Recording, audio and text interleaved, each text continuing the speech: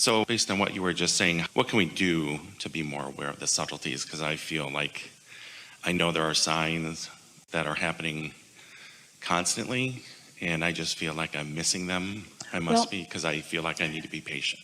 It's about tuning. You can be as patient as you have time to be, but if you've got your tuner set on the wrong station, you're not going to hear what's being broadcast on the station that you want to hear from. And so it's not about patience, it's about tuning. The thing about resistance is, you see, beliefs are active vibrations within you. So as you witness something, and there's an active vibration within you as you watch it, as you talk about it later, there's an active vibration. As you remember it from the past or imagine it in the future, there's an active vibration. And so an active vibration about something that you don't want will hinder the signal about something that you do want. So that's just not good tuning. So the obvious thing is just shut that channel down. In other words, just stop. You got to deactivate those things that are in the way. But the thing that makes that a little tricky is that while you're thinking about what you're not going to think about, you're thinking about it. So when you say, I'm not going to think about that anymore, you're thinking about that right now. And every time you say, I'm not going to think about it, you think about it more until it becomes a stronger and stronger and stronger hindrance to what you do want.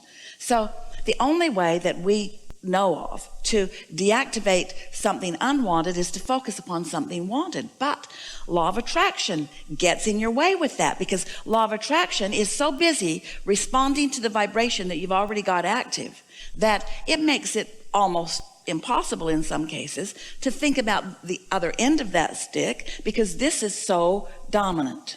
So you can't not think about it, because law of attraction just keeps dishing up more, showing you more in your now, both of wanted and unwanted, by the way, showing you more in your now, helping you remember things from the past, gathering it from far and wide, anything that's active within you. Law of attraction saying, here's some more, here's some more, here's some more, here's some more.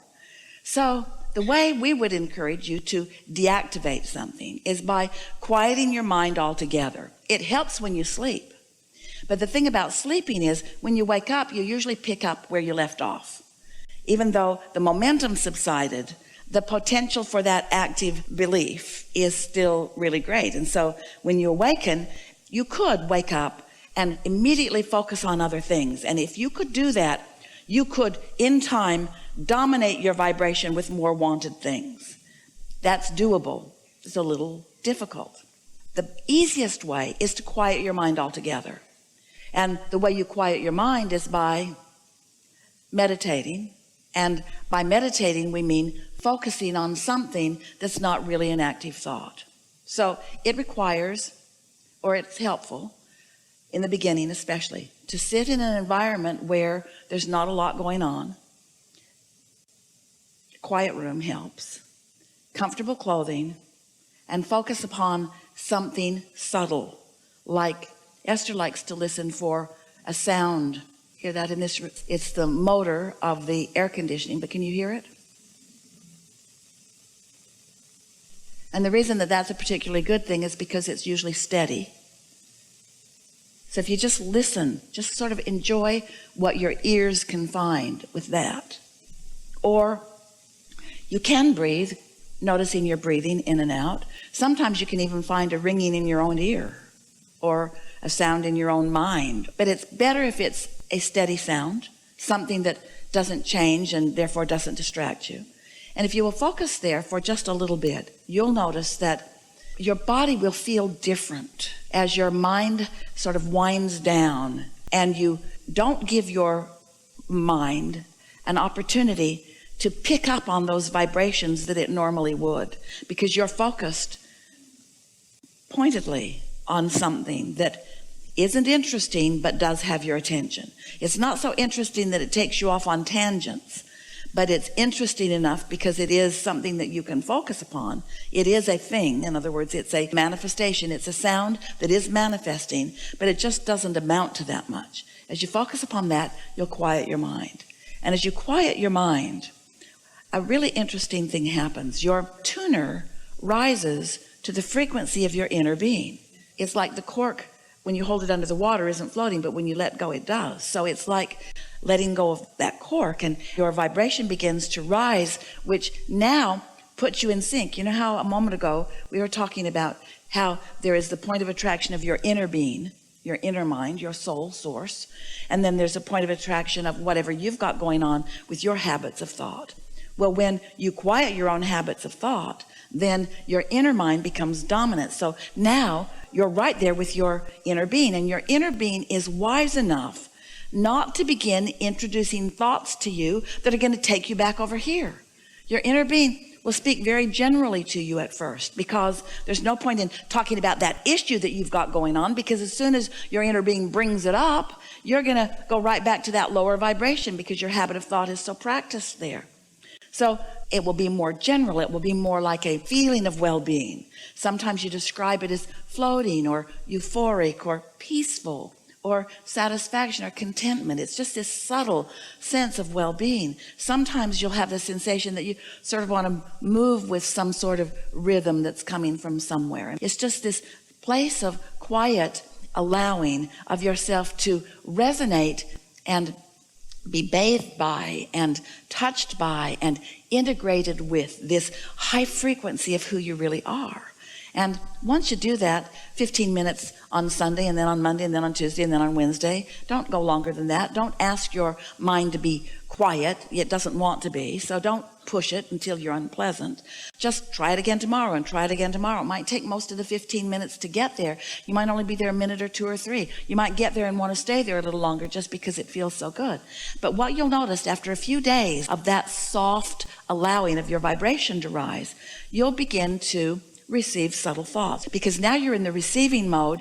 Your mind is not active anymore, so you're not going to be thinking of things. You'll begin to receive these subtle thoughts of your inner being. And the reason we say subtle thoughts is because your inner being is wise enough to know what your path of resistance is.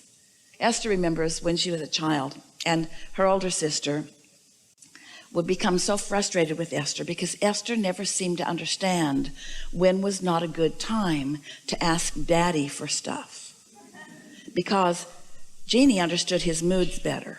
She'd been around longer, and Esther just kind of blundered in and asked for things at the wrong time. And then, of course, they wouldn't happen. In fact, trouble would usually ensue. And it took a long time for Jeannie to teach Esther, just cool your jets, just wait a little bit. Now's not the time. Trust me, now's not the time. Well, your inner being knows when the time is for you. Your inner being knows when you're agitated about something or when you're open to something. Your inner being knows what your beliefs are about everything that matters to you. Your inner being knows what things you want and what things you really don't believe, and what things you want and what things you're not quite so much in the way of. So your inner being will offer you impulses of thought, and when you receive the thought, you'll think you're thinking it, but you're not thinking it. And you know how you'll notice the difference between whether you're thinking the thought or whether you're receiving the thought from your inner being? When you receive the thought from your inner being, it always feels good. It feels like a good idea. It feels like something that you want to do. It's resistance free. And Esther, at first, when she began receiving these thoughts, she would think, that doesn't seem like a very important thought. It seems like Source would be thinking about more important things. But then she realized that Source is just offering her the thought of least resistance, the thought that she could receive, that she wouldn't immediately begin contradicting with beliefs that are in the way. And so after a while, once you meditate for 15 or 20 minutes every morning so that you've sort of set the tone of that, then what you begin to notice is that you don't have to be in a state of completely quieted mind in order to receive an impulse that's really a good idea. It's like when you drive, often, you don't realize it, but often when you drive, you are in a sort of meditative state because the road's sort of doing that to you, and the fact that you can't really be productive, leave your devices aside in any real way, and so your mind is sort of in that loose place of receiving. And often you receive an impulse to change lanes or to speed up or to slow down or to take an exit, and that is absolutely a thought that is being generated and offered to you by your inner being. And you are the receiver of that thought. And so if we were standing in your physical shoes, we'd meditate every day. And we would orient ourselves to the subtleties of that inner mind, that inner being, until it's so not subtle that you're actually receiving movement, so not subtle that you're actually knowing unequivocally that that's the way you want to go. And so I've tried that, and it is hard for me to meditate because my mind is always going so with tons of thoughts. I'm sure a lot of people are that way. How do you stop yourself from, if you've done it for a week, you start that measurement phobia, like I've done this for a week and feel like I haven't felt it. Esther was talking to someone the other day who was saying something like that. And Esther said to this person the following words, which then that person really benefited by this because it made them realize that it is something that you're doing deliberately. Esther said, sometimes, depending on what's going on, I have to release a thought and then another thought and then another thought and then another thought. Sometimes your mind is just really active on things and you just have to start over again and start over again and start over again. What was that I was listening for? Oh yeah, there it is. And then all of a sudden your mind's wandering. What was that I was listening for? Oh yeah, there it is. And then all of a sudden your mind's wandering. Oh, what was that thing I was listening for? In other words, just stay after it, because it doesn't have to happen much before you make the connection between you've quieted your mind and you did get a piece of that. So all that's in the 15 minutes, even if you feel like I'm restarting and restarting. And you've been sitting there for 15 minutes, which is the amount of time that you've allowed. If you need to then leave and go somewhere and you realize that you haven't reached it, you may get more and more aggravated as you say, I'm not there yet, I'm not there yet, I'm not there yet. Don't do that to yourself. Just say enough for today and get up and go. But it is our promise to you that when you sit to focus upon some sound, your mind will quiet.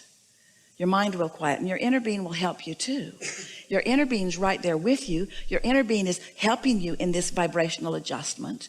You've just got to allow it. And so just be easy about it. Don't make it work. And don't keep telling the story that it's hard. Because if while you're in your not meditating state, you say, I can't meditate, I just can't meditate, it's hard for me to meditate, my mind won't quiet, well then it's going to be hard for you when you sit to do that, because you've just activated a vibration that is working against you. So begin saying things such as, when you go to bed at night, do you toss and turn for hours? Usually, because my mind's going about stuff, yeah. So that's not a really good idea to use that. So I try to do a lot of appreciation. Do you ever watch television? I've really cut back on all the news. Do you ever watch television? Netflix. Do you ever lose the plot in a movie? Wait a minute, who's that? Do you ever not hear what they said and want to rewind so that you can hear what? Are you ever distracted from something that you're focused upon? Yeah. Well, it's not different from that. Are you ever across the dinner table from someone and you see their mouth moving and you realize you haven't been listening? You haven't been listening. You're smiling and nodding, but you haven't been listening. And so you certainly have the ability to focus in the same way that you can tune someone else out, you can tune your own mind out. You can. You just got to get good at it. You just got to care about it. And for most, it means you've got to know that there's a payoff for it. You've got to know that there's value in it. We want you to know that when you are able to quiet your mind, you have access to your inner mind. And when you have access to your inner mind, you have access to the pathways to everything that you want. The best ideas will come from this vibrational reality where your inner being knows every piece of everything that you've ever asked for. And what sequence and combination of them will please you the most right now. And the reason that there is a right now factor is because there is a resistance factor within you that your inner being understands. So your inner being knows how much to offer to you right now that is most likely to be received by you.